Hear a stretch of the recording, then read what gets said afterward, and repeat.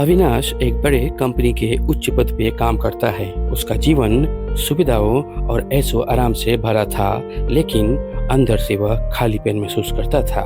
उसका बड़ा आलीशान फ्लैट, आधुनिक फर्नीचर और गाड़ियों की कतारें उसके जीवन में मौजूद अकेलेपन को मिटा नहीं पाती थी। दूसरी ओर सीमा एक गरीब परिवार से ताल्लुक़ रखती थी। अपने परिवार का पेट पालने के लिए वह कई घरों में काम करती थी। उसकी सादगी, ईमानदारी और मेहनत उसे दूसरों से अलग बनाती थी। वो जीवन में कुछ बड़ा करना चाहती थी, लेकिन परिस्थितियाँ उसे आगे बढ़ने से रोक रही थी। रविवार का सुबह अविनाश पहली बार घर पे आराम कर रहा था और सीमा घर के कामों में व्यस्त थी। कपड़े धोते समय उसकी नज़र अचानक अविनाश पे पड़ी, जो नहाकर बाथरूम से बाहर निकल रहा था। अविनाश के अधनंगे रूप को देखकर वो शर्म से लाल हो गई। दोनों की नजरें मिली और उस पल ने दोनों के दिलों में एक हलचल पैदा कर दी। उसके बाद सीमा जल्दी से वहां से चली गई, लेकिन वह पल उसकी आंखों से ओझल नहीं हुआ। अविनाश भी पहली बार सीमा को एक अलग नज़र से देखने लगा। उसके व्यवहार में एक बदलाव आने लगा। उस घटना के बाद अविनाश सीमा के प्रति एक अनकहा आकर्षण महसूस करने लगा। सीमा की सादगी और मेहनत ने उसे गहराई तक प्रभावित किया। वह उसे एक नौकरानी के बजाय एक इंसान के रूप में देखने लगा। वहीं सीमा अपने अंदर एक संघर्ष से गुजर रही थी। उसने अविनाश के बदलते व्यवहार को महसूस किया, लेकिन वह अपने मन को समझाने की कोशिश कर रही थी। एक शाम सीमा काम खत्म करके घर लौट रही थी।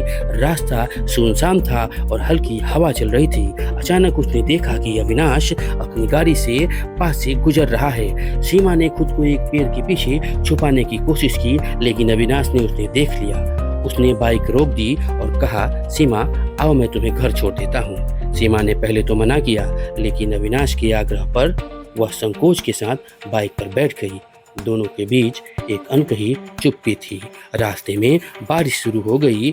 दोनों एक पेड़ के नीचे रुक गए। सीमा के भीगे हुए कपड़े और अविनाश की झिझक ने माहौल को और संगीन और भावुक बना दिया। इस खामोश पल में अविनाश ने कहा, सीमा, मैं तुम्हें सिर्फ एक काम करने वाली लड़की के रूप में नहीं देखता। तुम्हारी मेहनत और तुम्हारा आत्मसम्मान मुझे हमेशा प्रभावित करता है। सीमा ने अपनी नज़रें झुका ली और धीरे से कहा, मैंने भी आपको सिर्फ मालिक के रूप में नहीं देखा, लेकिन हमारी दुनिया अलग है। मैं एक नौकरानी हूँ और आप मेरे मालिक हैं। इस सच को नज़रअंदाज नहीं किया जा सकता। उस रात दोनों ने अपने दिल की बातें की। अविनाश ने सीमा से कहा, वो समाज की परवाह किए बिना अपने दिल की सुनना चाहता है। सीमा ने भी स्वीकार किया कि वह उसे पसंद करती है। इसके बाद दोनों ने समाज की बड़ी खाई को मिटा दिया। दोनों एक दूसरे में समा गए। दोनों ने एक दूसरे से प्यार का इजहार कर दिया।